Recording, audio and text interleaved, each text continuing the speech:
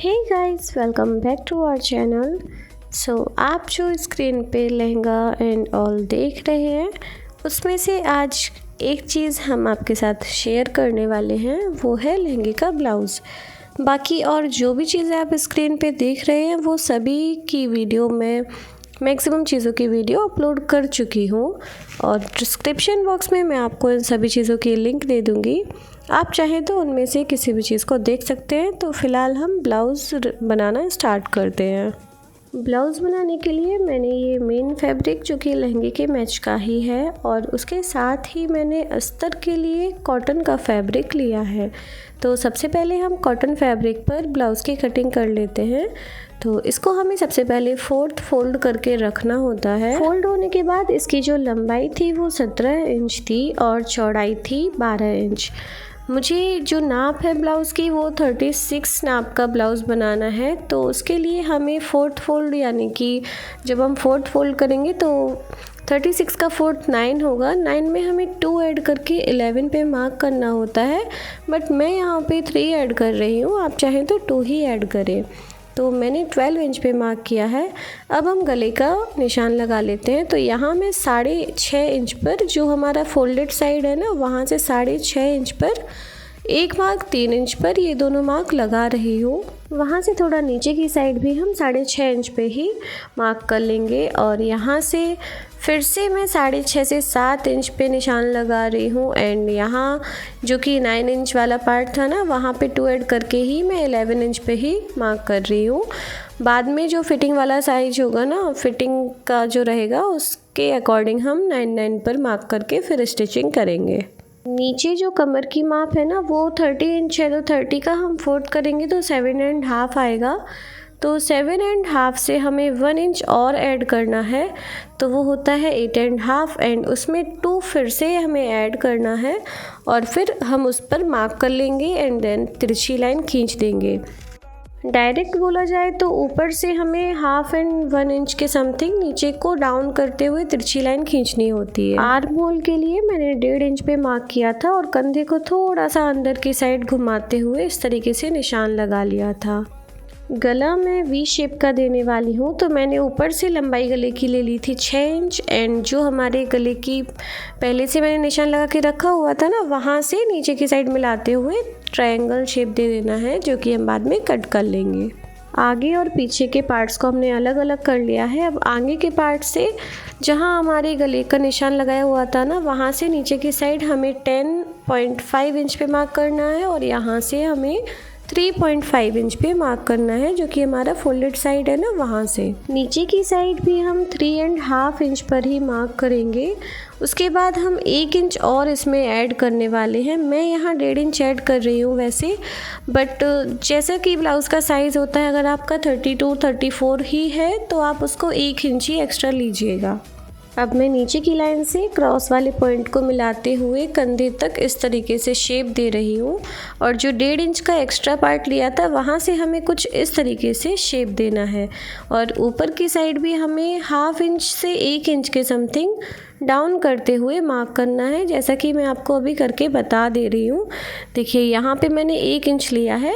मैंने आपको बताया ना, जैसे साइज़ पे डिपेंड करता है। अगर आपका 32 और 34 है ब्रेस्ट साइज़, तो आप 1/2 इंच ही ले सकते हैं। मैंने यहाँ पे 1 इंच लिया हुआ है। बीच के शेडेड पार्ट को हम काट के बाद में हटा देंगे। अभी हम पीछे के पार्ट पे गले की मार्किंग कर लेते हैं। तो यहाँ मैं जो लंबाई है ना, डीपनेस है, वो मैं 8.5 इंच पे निशान लगा ली हूँ और गले से मिलाते हुए पीछे की साइड भी ऐसे ट्रायंगल शेप दे रही हूँ।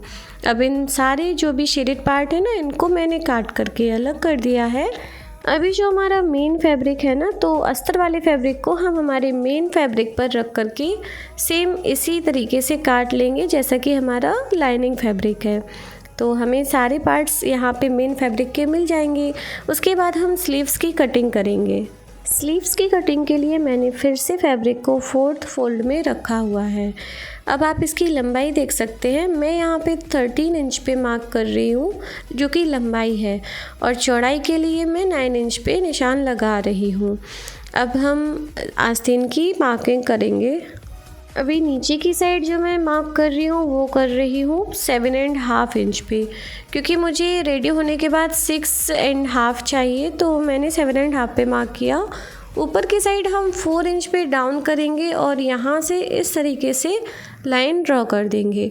अब जो हमने ऊपर की साइड डाउन किया है वहाँ से हल्का सा कर्व देते हुए हमें ऊपर का जो कटिंग रहता है ना कंधे वाला, इस तरीके से हमें यहाँ पे भी शेप दे देना है और फिर हम जो स्लीव्स है ना उनको भी कट करके निकाल लेंगे। निशान हमने अच्छे से लगा लिए हैं। अब बाकी का जो ऊपर का और एक्स्ट्रा पार्ट है ना यहाँ वहाँ का, वो सब हम निकाल देंगे और आस्तीन हमारी कट करके तैयार है।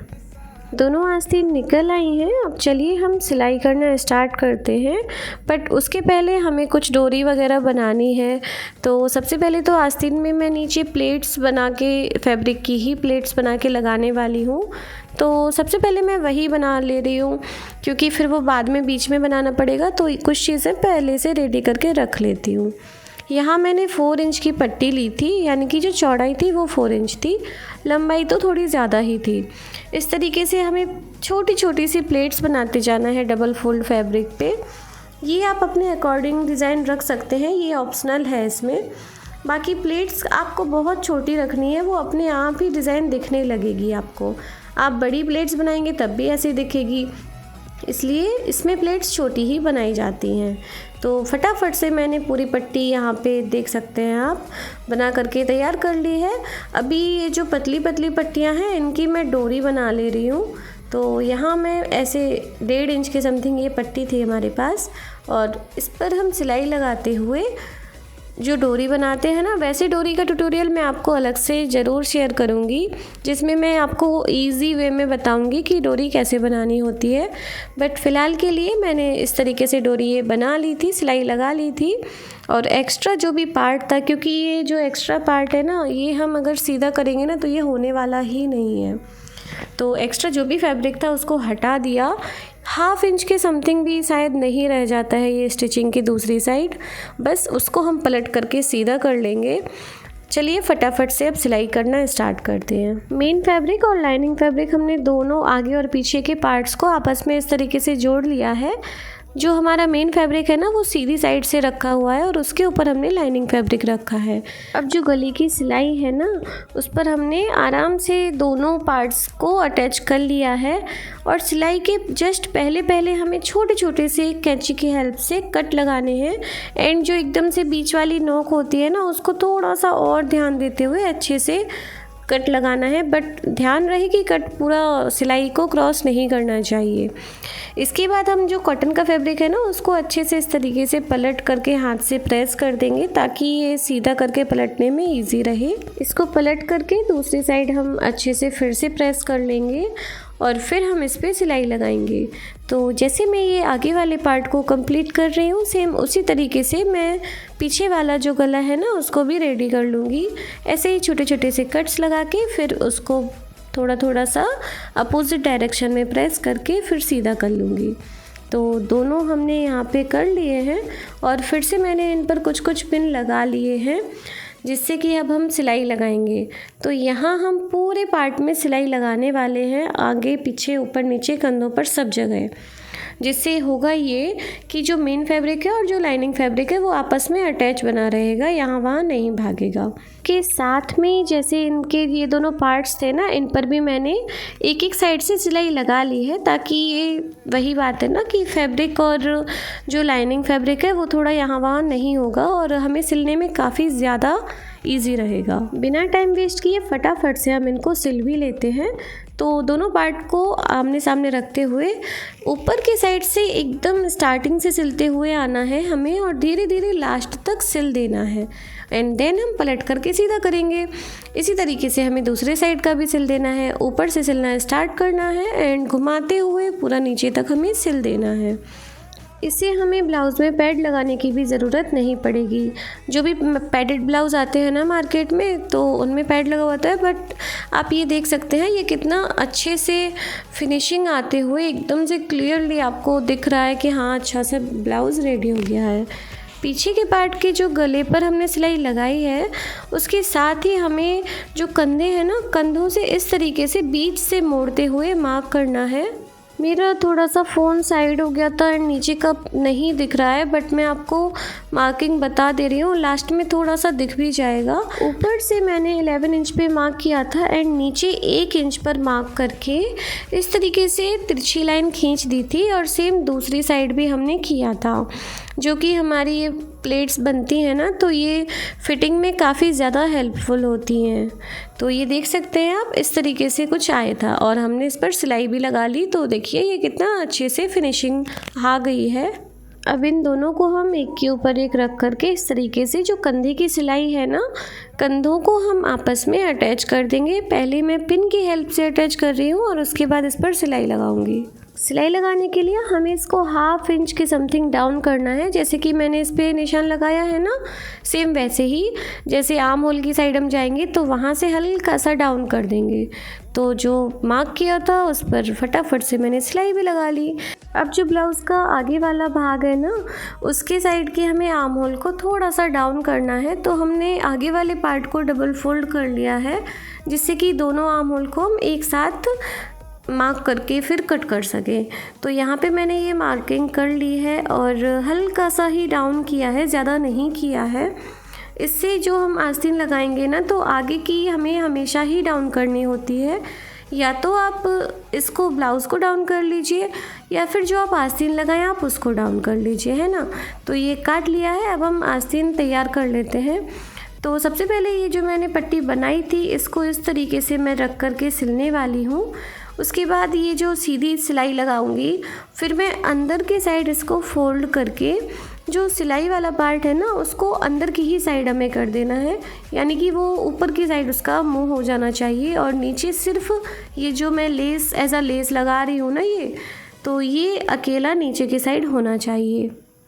मैं आपको दिखा देती हूँ ये कैसे फ़ोल्ड करना है। देखिए इस तरीके से हमें फ़ोल्ड करना है। ये जो एक्स्ट्रा फैब्रिक है ना, ये सारा ऊपर की साइड हो गया और ये जो लेस थी, लेस मतलब जो हमने बनाई थी ना पट्टी, वो नीचे की साइड हो गई। ऊपर से हमने इस पर सिलाई लगा ली। इसके साथ ही आप इस पर कोई सी भी लेस भी यूज़ कर सकते हैं। तो दोनों आस्तीन मैंने बना करके तैयार कर ली। अब हम इसको ब्लाउज़ में जोड़ेंगे। तो हमें इस तरीके से रखना है एंड जो आस्तीन का बीच वाला एकदम पार्ट है ना, उसको कंधे की सिलाई पर इस तरीके से रखेंगे एंड दोनों साइड का इस तरीके से खोल करके एक तरफ से सिलना स्टार्ट करेंगे। हमें ना इसको कंधे की तरफ से ही सिलना होता है। फटाफट से अब हम इस पर सिलाई भी लगा लेते हैं। मैंने नाप ले लिया है, मेरी आस्तीन छोटी बड़ी नहीं है। अगर छोटी बड़ी होती है तो हमें ध्यान रखना होता है कि वो दोनों साइड इक्वली निकले। ऐसा ना हो कि एक साइड छोटी पड़ जाए और दूसरी साइड ज़्यादा हो जाए, है ना। तो मेरी एकदम इक्वल थी, इसलिए मैंने एक तरफ से सिलाई लगा दी और दूसरी साइड तक एंड कर दी। अब ना ये सिलाई लगाने के बाद हम इसको फोल्ड करेंगे, मतलब सीधा करेंगे। सीधा करने के बाद जो सिलाई है ना, उसको नीचे की साइड दबाते हुए हम इस पर सिलाई लगा लेंगे। यानी कि आस्तीन जिस साइड है ना, उसी साइड हमें इसको झुकाना है और फिर सिलाई लगानी है। सेम इसी तरीके से हमने दोनों साइड की स्लीव्स लगा ली हैं। अब ना जो इसकी नीचे की डिज़ाइन थी ना अपोजिट वी शेप में, तो उसको हम कट कर लेते हैं। तो यहाँ हम मार्किंग कर लेंगे। सबसे पहले ये जो बीच वाला पार्ट है ना, उसके बीच में हमें, यानी कि पूरा वो 6 इंच है, तो 6 इंच का जस्ट बीच वाला पार्ट हमें देखना है, जो कि 3 इंच पे है। यहाँ हमने 1.5 इंच ऊपर की साइड निशान लगा लिया है और यहाँ से दोनों साइड हम शेप अपने अकॉर्डिंग दे देंगे। ये टोटली आपकी चॉइस है, आप कितना डीप रखना चाहते हैं। मुझे ज़्यादा डीप नहीं पसंद है, इसलिए मैंने 1.5 इंच ही ऊपर किया, बाकी आप अपने अकॉर्डिंग रख सकते हैं। सेम हमें पीछे से भी करना है।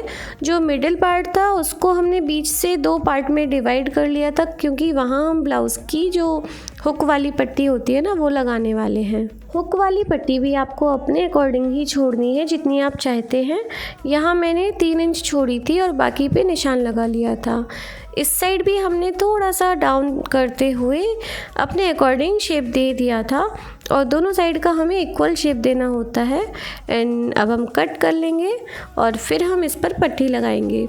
तो पट्टी हम सिंपल सीधी पट्टी लगा सकते हैं, इसमें कोई ज़रूरी नहीं है कि हम उसी शेप की पट्टी कट करें। तो सीधी पट्टी को मैंने एक तरफ से सिलना स्टार्ट किया एंड लास्ट तक सिल दिया। फिर इसमें हल्के हल्के से मैंने कट लगाए थे, जैसे गले की पट्टी पे लगाते हैं ना, सेम वैसे ही। और जो बीच का स्पेशली पार्ट होता है ना, बीच वाला, उसमें तो हमें काफ़ी बारीक बारीक पास पास लगाने होते हैं। बाकी ध्यान रहे कि ये सिलाई को क्रॉस करके दूसरी साइड नहीं पहुंचने चाहिए, नहीं तो ये आपका फैब्रिक ख़राब हो जाएगा। अब हम इसको सीधा कर लेंगे और अंदर की साइड फोल्ड करते हुए उसी तरीके से हम इस पर सिलाई लगाएंगे जैसे हमने अभी तक लगाई थी, जिससे कि अंदर की साइड फोल्ड हो जाए और सामने से सीधा दिखने लगेगा। तो जल्दी जल्दी से मैं इस पर सिलाई लगा लेती हूँ। अभी मैं सिर्फ फोल्ड करके ही सिलाई लगा रही हूँ, बाकी इसके बाद ना ये जो एक्स्ट्रा फैब्रिक है इसको मैं अंदर की साइड ही फोल्ड करके फिर से सिलाई लगाऊंगी। आप देख सकते हैं ये कुछ इस तरीके से हो गया है इतना हमारा कंप्लीट। एंड जैसे मैं यहाँ कर रही हूँ ना, सेम अपोजिट वाला पार्ट है ना जो पीछे का, उसको भी हमें ऐसे ही सिलना है। और यहाँ मैंने इसको फिर से फोल्ड कर दिया, अंदर की साइड एक्स्ट्रा फैब्रिक को कट कर दिया एंड फिर से सिलाई लगा करके फटाफट से इसको फोल्ड करके फाइनली कंप्लीट कर लिया। अब ये जो हुक वाली पट्टी थी ना, इसको हमने बीच से काट दिया। अब हुक वाली पट्टी के लिए भी हमें यहाँ पे नाप ले लेना है कि कितना पट्टी रहने वाली है, और हम पट्टियाँ कट करके फिर इस पर सिलेंगे। तो साइड से हमें थोड़ी बड़ी ही लेनी है पट्टी, और जो एक साइड है वो मैं मेन फैब्रिक की ही लगा रही हूँ। तो एक साइड से फोल्ड कर लेनी है हमें थोड़ी सी। एंड सॉरी, वो मशीन थोड़ा वहाँ को थी, मैंने ध्यान नहीं दिया। बाकी ये देख सकते हैं आप, ऐसे ही कुछ कुछ सिल लेना है और अंदर की साइड है हमें इसको फोल्ड कर देना है। हमें पूरी पट्टी को अंदर की साइड फोल्ड कर देना है। मतलब हम दो पट्टियाँ लगाते हैं ना, एक लगाते हैं जिस पे काज करते हैं और एक करते हैं जिस पे हुक लगाते हैं। तो जो हुक वाली पट्टी होती है ना, वो हमारी पूरी अंदर की साइड फोल्ड होती है, और जिस पर हम धागे से वो बनाते हैं ना काज हुक लगाने के लिए, उसको हम थोड़ा इस तरीके से सिलते हैं कि वो 1 इंच के समथिंग, 1 इंच से थोड़ा कम चलेगा, इस तरीके से बाहर की साइड रहे। तो हम एक के ऊपर फिर एक रख के इसको बाद में हुक लगा करके ये भी कंप्लीट कर लेंगे। फ़िलहाल हम सिलाई वाला काम पहले करते हैं। तो अब हमने पट्टी कंप्लीट कर ही ली है, तो अब इनको फाइनल टच देते हुए हमें इस तरीके से एक के ऊपर एक अच्छे से रखना है और पहले सीधी साइड से ही सिलाई लगा लेनी है। जैसा हमने बेबी का ड्रेस बनाया था ना, उसमें लगाई थी सेम वैसे ही। तो सीधी साइड से पहले सिलाई लगा ली और फिर इसको उल्टा करके पूरा नाप लेके, जितना नाप का हमें बनाना था ना, फिर हमने नाप के अकॉर्डिंग ही इस पर सिलाई लगाई थी। पूरे ब्लाउज़ को आप अच्छी तरह से फैला के रख लें और फिर एक बार फिर से आप नाप ले लें कि हाँ इतने इतने पर हमें सिलाई करनी है, और बस उस पर सिलाई कर दें। तो मैंने देखो अच्छे से फैला के रखा था ना, फिर मैंने मेज़र किया कि मुझे कितने इंच पर रखना है, और मैंने फिर इस तरीके से देखते हुए कि हाँ मुझे इतने पे करना है। आस्तीन की तरफ से भी मैंने 5.5 पे मार्क किया था, और बस फटाफट से ऐसे मिलाते हुए पूरी सिलाई लगा ली। जैसे एक साइड लगाई सेम वैसे ही दूसरी साइड भी लगा ली। उसके बाद ये जो नीचे का पार्ट था ना, मुझे कुछ सूना सूना लग रहा था, तो मैंने इस पर लेस यूज़ की थी। ये वही लेस है जो मैंने बेबी की ड्रेस में भी यूज़ की थी एंड जो दुपट्टा बनाया था उसमें भी लगाई थी। तो मुझे लगा कि थोड़ा सा इसमें भी उसका टच दे देना चाहिए, इसलिए मैंने इसमें भी ये यूज़ कर ली थी। एंड वैसे भी यूज़ करने के बाद इससे काफ़ी ज़्यादा और इसकी ब्यूटी इन्हेंस हो गई थी। तो आपको ये वीडियो कैसी लगी फटाफट से कमेंट बॉक्स में बता दीजिएगा। मिलते हैं नेक्स्ट वीडियो में, तब तक के लिए bye bye, take care, love you all.